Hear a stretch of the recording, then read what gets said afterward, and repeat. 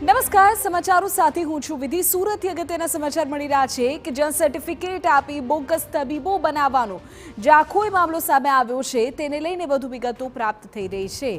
માહિતી મળી રહી છે તે અનુસાર મુખ્ય આરોપી ડોક્ટર રસેશ ગુજરાતીનો ગુનાહિત ઇતિહાસ સામે આવ્યો છે। ડોક્ટર રસેશની સામે અગાઉ પણ નોંધાઈ ચૂક્યા છે 5 ગુના। સગીરાનો ગર્ભપાત કરાવવાના ગુનામાં તે જેલવાસ પણ ભોગવી ચૂક્યો છે। વર્ષ 2006માં લિંબાયત પોલીસમાં અપહરણ અને ધમકીનો ગુનો નોંધાયો હતો તો અઠવાલાઇન્સ પોલીસ સ્ટેશનમાં ચોરી અને મારપીટના 2 ગુના તેને નામ બોલે છે। પલસાણા પોલીસ સ્ટેશનમાં પોક્સો અને બળાત્કારની પણ ફરિયાદ થઈ છે। તો બોગસ તબીબ કાંડમાં તપાસનો ધમધમાટ ચાલી રહ્યો છે। સુરત અમદાવાદમાં આવેલા અલગ અલગ ટ્રસ્ટની પણ તપાસ કરાશે। અત્યાર સુધીમાં કેટલા લોકોને તબીબ બનાવાયા તે દિશામાં તપાસ થઈ રહી છે। કેટલાક લોકોને ડોક્યુમેન્ટ અને ટ્રેનિંગ અપાય તેની પણ તપાસ થશે। બોગસ ડોક્ટર્સ ઇન્ડસ્ટ્રી એરિયા કે શ્રમિક વિસ્તારમાં ક્લિનિક ચલાવતા હતા। અમારા સંવાદદાતા બળદેવ સુથાર આ બાબતે વધુ વિગતો આપી રહ્યા છે। બળદેવ, શું માહિતી?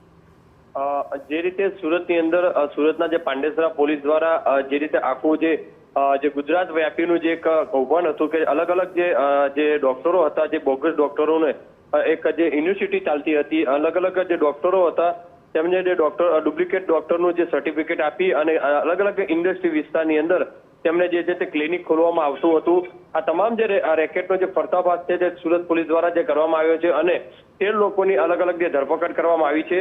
મહત્વનો મુખ્ય જે ચહેરો જે કહી શકાય છે કે રસેશ ગુજરાતી દ્વારા આખું આ જે કૌભાંડ છે તે આચરવામાં આવતું હતું। ધોરણ 10 પાસ, 9 પાસ અથવા તો ધોરણ 11 પાસ, 8 પાસ જે લોકો જે કેટેગરી નથી તેવા લોકોને જે ડોક્ટરનું જે સર્ટિફિકેટ આપીને અલગ અલગ વિસ્તારોની અંદર જે ક્લિનિક હતું તે ખોલવામાં આપવામાં આવતું હતું અને ડુપ્લિકેટ જે છે ડોક્ટરોના જે સર્ટી છે તે બનાવવામાં આવતા હતા। મહત્વની વસ્તુ એ છે કે ડોક્ટર રસેશ ગુજરાતી સામે અગાઉ અલગ અલગ જે 5 ગુના નોંધાઈ ચૂક્યા છે। વર્ષ 2006ની અંદર લિંબાયત પોલીસની અંદર અપહરણ અને ધમકીનો નોંધાયો છે, સાથે અઠવા પોલીસ સ્ટેશનની અંદર 2 ગુના નોંધાયા છે। વર્ષ 2002ની અંદર અને 2004માં મારપીટનો ગુનો અઠવા પોલીસ સ્ટેશનની અંદર નોંધાયો છે।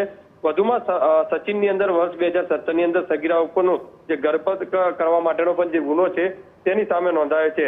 હાલમાં તો જે આરોગ્ય વિભાગ દ્વારા અને સુરત પોલીસ દ્વારા અલગ અલગ શહેરોની અંદર તપાસ કરવામાં આવી છે કે આવા ઇન્ડસ્ટ્રી વિસ્તારોની અંદર કેવા જે બોગસ ડોક્ટરો કેટલા ચાલી રહ્યા છે, તેમની જે તમામ કેટલી કેટેગરી હતી કે નહીં, આ તમામ બાબતોને લઈને પોલીસ દ્વારા ઊંડાણપૂર્વક તપાસ શરૂ કરી છે। પણ મહત્વની વસ્તુ છે કે આ જે બેદરકારી કહી શકાય કે આરોગ્ય વિભાગના જે આરોગ્ય જે ખાતું છે તેમના રહેમ નજર હેઠળ આ ક્યાંક ને ક્યાંક ચાલતું હોવાની જે વિગતો જે સામે આવી રહી છે, કારણ કે આટલા મોટા પ્રમાણમાં જે બોગસ ક્લિનિકો ચાલતા હતા અને આરોગ્ય વિભાગને આ બાબતે ખ્યાલ ન હતો તે માની શકાય તેમ નથી। તો હવે જોવાનું કે ગુજરાત સરકાર આરોગ્ય અધિકારીઓ સામે કઈ રીતની કાર્યવાહી કરે છે તે એક મોટો સવાલ છે।